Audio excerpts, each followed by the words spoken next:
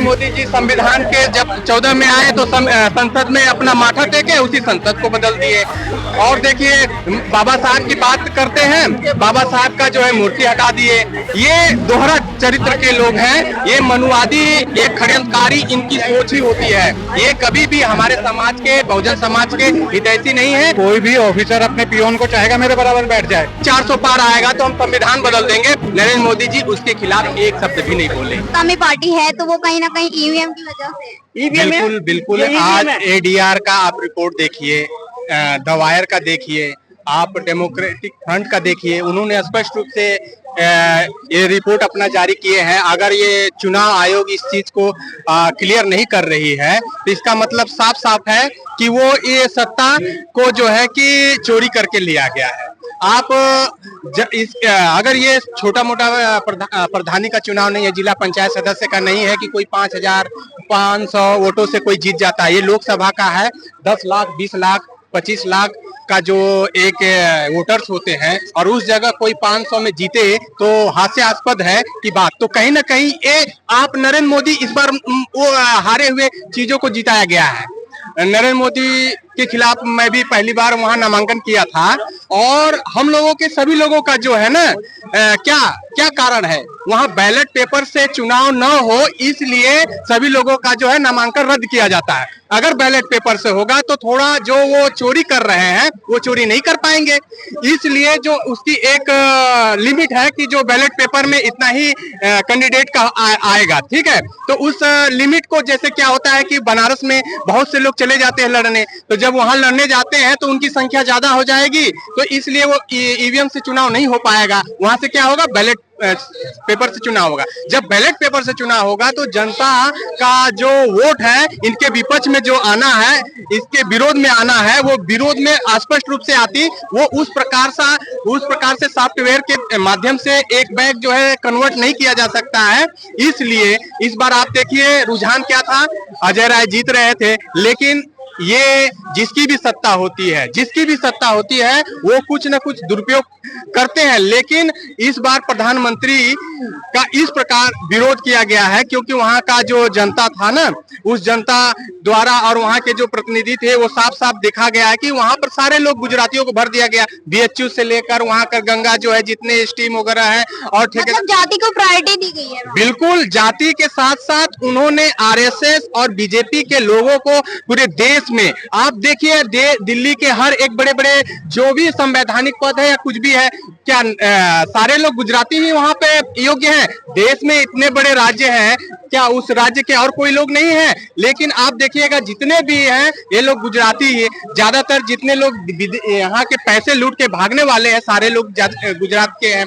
तो इस तरह देखा जाए कि देश को ये और लोकतंत्र को विनाश करके ये देश को बांग्लादेश जैसा स्थिति लाने हैं। यहाँ के युवा अब ऐसा बांग्लादेश एक नमूना पेश कर दिया है। हो सकता है इस चीज को देखकर यहाँ के युवा जो 24 में अपने वोटों के माध्यम से जो करना चाहे, इसने ईवीएम के माध्यम से ये सरकार ने पूरा उस जो लोकतंत्र की मंशा आनी चाहिए, जनता की इच्छा, वो नहीं आ पाया। लेकिन अगले चुनाव में अगर नहीं कुछ होता है तो यहाँ देश का युवा निश्चित तौर पर एक इस सरकार के विरुद्ध बांग्लादेश जैसा पूरा इसे तख्ता पलट करने का प्रयास करेंगे, ऐसा मेरा अनुमान है। बात करते हैं कि जाति जनगणना 2011 में हुई थी, उसके बाद जाति जनगणना नहीं हुई, उसके बारे में क्या कहोगे?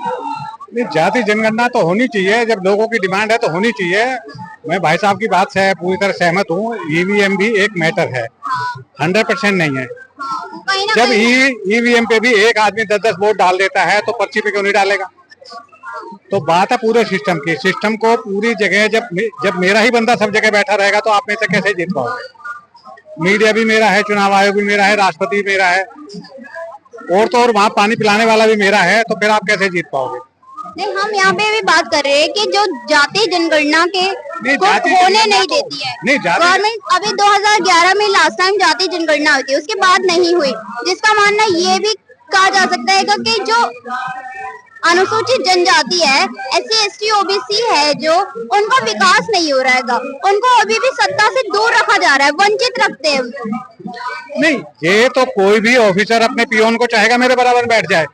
कोई धरना सेठ, कोई सामंतवादी आदमी चाहेगा कि मेरा जो है मेरे खेत में काम करने वाला मेरे बराबर में बैठ जाए। मतलब आज भी वो उनको अपने बराबरी बिठाना नहीं चाहते। उनका तो अपना उद्देश्य है वही। अब हम अपने आप में खुश हो रहे हैं कि हम नहीं है। अब वो कई लोग कहते हैं 85%, कोई कहते हैं 90%। वैसे तो 2% भी क्या 1% ही होता है, बाकी तो सब ऐसी भीड़ भाड़ होती है। जो सत्ता जिसके हाथ में है उसी का सब कुछ होता है। मान लिया कि सत्ता जिसके हाथ में है उसी का सब कुछ है, लेकिन इंसान तो है ना। भारतीय संविधान में सभी के लिए बराबरी का अधिकार तो है ना।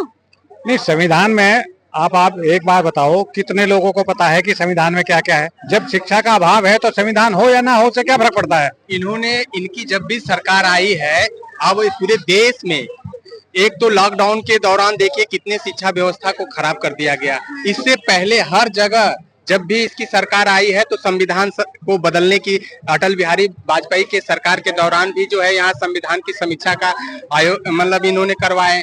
और इन्होंने अपना पूरे जो है लोग, हमारे समाज के लोग जागरूक न हो सके, इन्होंने फीस वृद्धि कर दिए लगातार। इतना ज्यादा फीस वृद्धि, जब हमारे समाज के लोगों को खाने के निवाले हैं तो वो पढ़ने के लिए वो कहाँ से कुछ कर पाएंगे? तो जो मनुवादी सिस्टम जो प्राचीन काल से आ रही थी, कहीं ना कहीं ये देखा जाए कि हमारे समाज को जो है कि कमाने का और धन रखने का कुछ ऐसा अधिकार नहीं था।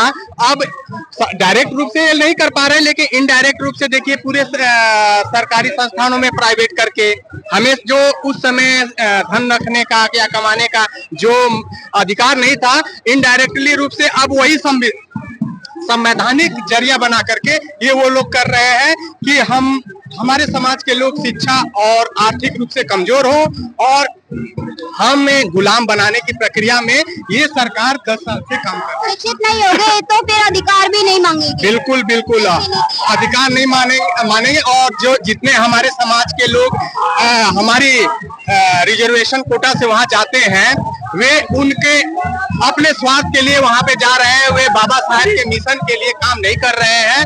और इस कारण हमारा जो अधिकार संवैधानिक हमारे समाज का अधिकार है, वो अधिकार जो है दिलाने में जो एक लड़ाई होनी चाहिए वो लड़ाई नहीं लड़ रहे हैं। इसलिए हमारा सारे अधिकार, या रिजर्वेशन हो या एजुकेशन के माध्यम से हो या जो भी रोजगार होना चाहिए वो नहीं मिल पा रहा और एक बराबरी का हक नहीं मिल रहा है।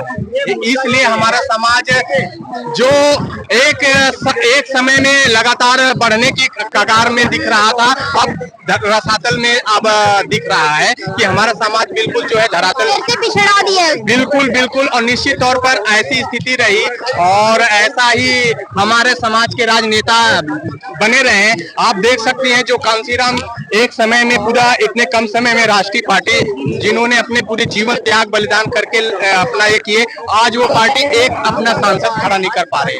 अगर वो चाहती तो इतने सालों से जो 84 के बाद से इतने राज्यसभा में भेजे, क्या वो राज्यसभा अपने योग्यता उतना नहीं क्षमता पैदा कर लिए? सतीश चंद्र मिश्रा चाहे आकाश आनंद चाहे बहन जी को नहीं लड़ना चाहिए था? उनके भाई को नहीं लड़ना चाहिए था? क्या एक सीट लाकर अपना इज्जत मर्यादा मान नहीं बढ़ाना चाहिए था? वे अपने आप को तैयार नहीं किए और जो मान्यवर कांसीराम का जो नेक कमाई थी सारा वो चौपट हो गया। तो इस तरह देखा जाए न केवल इनकी गलती है, हमारी खुद की गलती है। अगर हम अपने आप में नहीं सुधरे, जनता नहीं सुधरे, हमारा समाज के लोग नहीं सुधरे, नेता लोग नहीं सुधरे, तो ये हमें पुनः वो स्थिति में तो नहीं लाएंगे, लेकिन जो एक दयनीय स्थिति वो लोग लाना चाह रहे हैं वो ला देंगे निश्चित तौर पे। कि मोदी जी कह रहे हैं कि ये कांग्रेस लोग संविधान बचाने की बात करते हैं, बदलने हम पर आरोप लगाते हैं और इन्होंने इमरजेंसी का मतलब ये किया, लेकिन मुझे नहीं लगता है कि जो इमरजेंसी का जो इंदिरा गांधी जी लगाई थी उनका मोटिव संविधान बदलने का था। उन्हें सत्ता से मतलब सुख भोगने का मोह था, लेकिन इनके आर्थिक सलाहकार विवेक देवराय हेगड़े तमाम ऐसे जो है लोग बोले, खुलेआम बोले 400 पार आएगा तो हम संविधान बदल देंगे। नरेंद्र मोदी जी उसके खिलाफ एक शब्द भी नहीं बोले आज।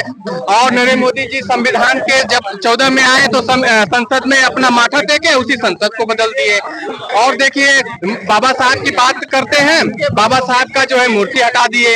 ये दोहरा चरित्र के लोग हैं। ये मनुवादी, ये षड्यंत्रकारी इनकी सोच ही होती है। ये कभी भी हमारे समाज के, बहुजन समाज के हितैषी नहीं है। अगर जितने भी मनुवादी पार्टी, विशेषकर बीजेपी से जो भी चुनाव लड़ते हैं, हमारा समाज उनको अपने भाई हो, भतीजा हो, रिश्तेदार हो, उन्हें हराने का ये होना चाहिए। तभी जब ये लोग हारेंगे तब हमारा जो है कि वहां पे इनकी सरकार नहीं बनेगी। कोई ऐसा सरकार बनेगा जो उतना नुकसान नहीं कर पाएगा जितना ये लोग कर रहे हैं। आज 10 साल में इन्होंने इतना नुकसान कर दिया कि हमारे समाज में जो विकास होना चाहिए था बिल्कुल नहीं हुआ और रुक गया।